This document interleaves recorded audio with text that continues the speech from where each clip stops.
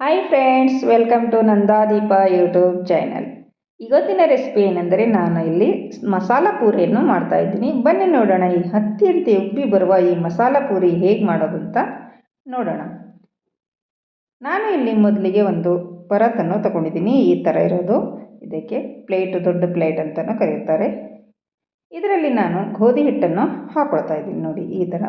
ಇದು ಮನೆಯಲ್ಲಿ ಬೀಸ್ಕೊಂಡು ಬಂದಿರುವ ಗೋಧಿ ಹಿಟ್ಟು, ಮನೆಯ ಗೋಧಿಯನ್ನು ಬೀಸ್ಕೊಂಡು ಬಂದಿರುವ ಗೋಧಿ ಹಿಟ್ಟು. ಇದು ಆರೋಗ್ಯಕ್ಕೂ ತುಂಬ ಒಳ್ಳೆಯದು. ಅಂಗಡಿಯಿಂದ ತರಬೇಡಿ, ಹೆಚ್ಚು ಈ ಥರ ಯೂಸ್ ಮಾಡಿದರೆ ನಮ್ಮ ಆರೋಗ್ಯ ತುಂಬ ಒಳ್ಳೆಯದಿರುತ್ತದೆ. ನಾನು ಇಲ್ಲಿ 3 ಬಟ್ಟಲು ಗೋಧಿ ಹಿಟ್ಟನ್ನು ಹಾಕ್ಕೊಂಡಿದ್ದೀನಿ. ಮತ್ತು ಅದಕ್ಕೆ ಒಂದು ಸ್ವಲ್ಪ ಅರ್ಧ ಬಟ್ಟಲು ಚಿರುಟಿ ರವೆಯನ್ನು ಹಾಕುತ್ತಾ ಇದ್ದೀನಿ. ಮತ್ತು ಒಂದು ಸ್ವಲ್ಪ ಜೀರಿಗೆ ಕೂಡ ಹಾಕ್ತಾ ಇದ್ದೀನಿ ನೋಡಿ. ಮತ್ತು ಒಂದು ಸ್ವಲ್ಪ ಅಜ್ವಾನು ಈ ಥರ ಅಂಗೈಯಲ್ಲಿ ಉಜ್ಜಿಕೊಂಡು ಹಾಕಿ. ತುಂಬ ಸ್ಮೆಲ್ ಚೆನ್ನಾಗಿ ಬರುತ್ತದೆ ಮತ್ತು ಆರೋಗ್ಯಕ್ಕೂ ಒಳ್ಳೆಯದು ಅಜ್ವಾನು. ಮತ್ತು ಒಂದು ಸ್ವಲ್ಪ ಅರಿಶಿಣದ ಪುಡಿ ಮತ್ತು ಒಂದು ಸ್ವಲ್ಪ ಉಪ್ಪು, ಸ್ವಲ್ಪ ಧನಿಯಾ ಪೌಡರ್ ಮತ್ತು ಒಂದು ಸ್ವಲ್ಪ ಇಂಗು ಹಾಕೋತಾ ಇದ್ದೀನಿ. ಇಂಗು ಹಾಕೋದ್ರಿಂದ ತುಂಬ ಟೇಸ್ಟ್ ಚೆನ್ನಾಗಿ ಬರುತ್ತೆ. ಮತ್ತು ಒಂದು ಸ್ವಲ್ಪ ಚಿಲ್ಲಿ ಫ್ಲೇಕ್ಸ್ ನಿಮ್ಮ ಹತ್ರ ಇದ್ದರೆ ಹಾಕಿಕೊಳ್ಳಿ, ಇಲ್ಲಾಂದರೆ ಸ್ಕಿಪ್ ಮಾಡಬಹುದು. ಇದು ನಾನಿಲ್ಲಿ ಹಾಕ್ತಾಯಿದ್ದೀನಿ. ಮತ್ತು ಒಂದು ಸ್ವಲ್ಪ ಕೊತ್ತಂಬರಿ ಸೊಪ್ಪು,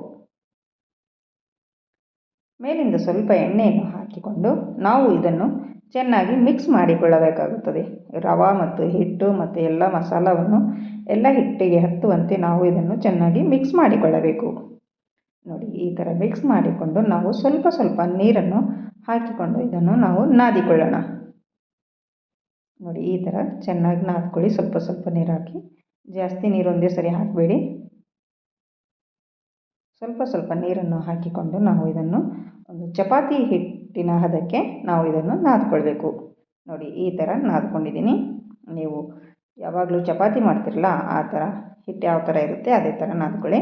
ಅಥವಾ ಪೂರಿ ಮಾಡೋದಕ್ಕೂ ಮಾಡ್ತಿರಲ್ವಾ, ಅದೇ ಥರ ನಾದ್ಕೊಳ್ಬೇಕು. ಇದು ನಾರ್ಮಲ್ ಪೂರಿ ಹೇಗೆ ಮಾಡ್ತೀರಾ ಅದೇ ಥರ ಆ ಹಿಟ್ಟಿನ ಹದಕ್ಕೆ ನಾವು ಈ ಹಿಟ್ಟನ್ನು ನಾದ್ಕೊಳ್ಬೇಕಾಗುತ್ತೆ.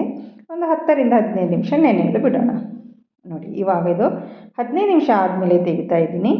ನೋಡಿ ಎಷ್ಟು ಸಾಫ್ಟಾಗಿ ನೆಂದಿದೆ, ಎಷ್ಟು ಚೆನ್ನಾಗಿ ಸ್ಮೂತ್ ಆಗಿದೆ. ನೋಡಿ ಮೇಲಿಂದ ಒಂದು ಸ್ವಲ್ಪ ಎಣ್ಣೆಯನ್ನು ಹಚ್ಚಿಕೊಂಡು ನಾವು ಮತ್ತೆ ಇದನ್ನು ಚೆನ್ನಾಗಿ ನಾದ್ಕೋಬೇಕು.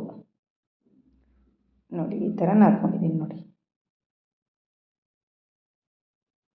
ಇವಾಗ ನಾವು ಒಂದು ಚಿಕ್ಕ ಚಿಕ್ಕ ಉಂಡೆಗಳನ್ನಾಗಿ ಮಾಡ್ಕೊಳ್ಳೋಣ. ಪೂರಿ ಮಾಡೋದಕ್ಕೆ ನಿಮಗೆ ಯಾವ ಸೈಜಲ್ಲಿ ಬೇಕೋ ಆ ಸೈಜು ಉಂಡೆಗಳನ್ನು ಮಾಡ್ಕೊಳ್ಬೋದು. ನಾನು ಈ ಸೈಜಲ್ಲಿ ಉಂಡೆಯನ್ನು ಮಾಡ್ಕೋತಾ ಇದ್ದೀನಿ ನೋಡಿ. ಇದೇ ಥರ ನಾವು ಎಲ್ಲ ಪೂರಿಗಳನ್ನು ಮಾಡೋದಕ್ಕೆ ಇದೇ ಥರ ಎಲ್ಲ ಉಂಡೆಗಳನ್ನು ಮಾಡಿಟ್ಟಿಕೊಳ್ಳೋಣ. ನೋಡಿ ಇಲ್ಲಿ ಒಂದು 7ರಿಂದ 8 ಉಂಡೆಗಳನ್ನು ಮಾಡ್ಕೊಂಡಿದ್ದೀನಿ. ಮತ್ತು ಒಂದು ಸ್ವಲ್ಪ ಇದಕ್ಕೆ ಹಚ್ಚೋದಕ್ಕೆ ಪುಡಿ ಹಿಟ್ಟನ್ನು ಕೂಡ ತಗೊಂಡಿದ್ದೀನಿ ನೋಡಿ ಫ್ರೆಂಡ್ಸ್. ಇವಾಗ ನಾವು ಪೂರಿ ಮಾಡ್ಕೊಳ್ಳೋಣ. ನೋಡಿ ಇಲ್ಲಿ ಇದೇನು ಗ್ಯಾಸ್ ಕಟ್ಟಿ ಇರುತ್ತಲ್ವ ಅದ್ರ ಮೇಲೆ ಮಾಡ್ತಾಯಿದ್ದೀನಿ. ನೋಡಿ ಈ ಥರ ಬೇಲಣಿಗೆಯಿಂದ ಈ ಥರ ಲಟ್ಟಿಸಬೇಕು. ನೋಡಿ ನಿಮಗೆ ಯಾವ ಸೈಜಲ್ಲಿ ಬೇಕೋ ಆ ಸೈಜಲ್ಲಿ ನೀವು ಪೂರಿ ಮಾಡ್ಕೊಳ್ಳಬಹುದು. ನಾನು ಈ ಸೈಜಲ್ಲಿ ಮಾಡ್ಕೊಂಡಿದ್ದೀನಿ.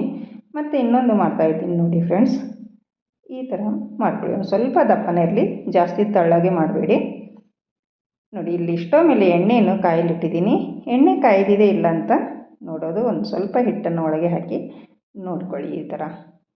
ಇವಾಗ ಎಣ್ಣೆ ಫುಲ್ ಕಾಯ್ದಿದೆ. ಇವಾಗ ಪೂರಿಯನ್ನು ಹಾಕ್ತಾಯಿದ್ದೀನಿ ನೋಡಿ ಫ್ರೆಂಡ್ಸ್. ಈ ಥರ ಒಂದು ಸ್ವಲ್ಪ ಪೂರಿ ಹಾಕಿದ ಮೇಲಿಂದ ಒಂದು ಸ್ವಲ್ಪ ಪ್ರೆಶ್ ಮಾಡಿ ಅದು ಚೆನ್ನಾಗಿ ಉಬ್ಬಿ ಬರುತ್ತೆ. ನೋಡಿ ಎಷ್ಟು ಚೆನ್ನಾಗಿ ಉಬ್ಬಿ ಬಂದಿದೆ ನೋಡಿ. ಈ ಥರ ಸೂಪರಾಗಿ ಉಬ್ಬಿ ಬರುತ್ತದೆ. ನೋಡಿ ಎಷ್ಟು ಚೆನ್ನಾಗಿ ಬಂದಿದೆ ಅಂತ. ಇದು ಇವಾಗ ರೆಡಿಯಾಗಿದೆ ನೋಡಿ. ಎಷ್ಟು ಚೆನ್ನಾಗಿ ಕಾಣಿಸ್ತಾ ಇದೆ ನೋಡಿ.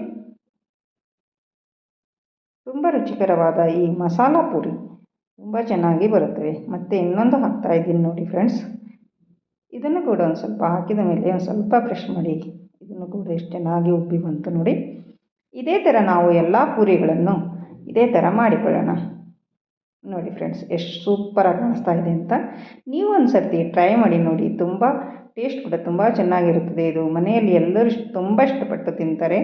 ಮನೆಯಲ್ಲಿ ಮಾಡಿ ಕುಡಿ ಎಲ್ಲರೂ ಇಷ್ಟಪಟ್ಟು ತಿನ್ನುತ್ತಾರೆ.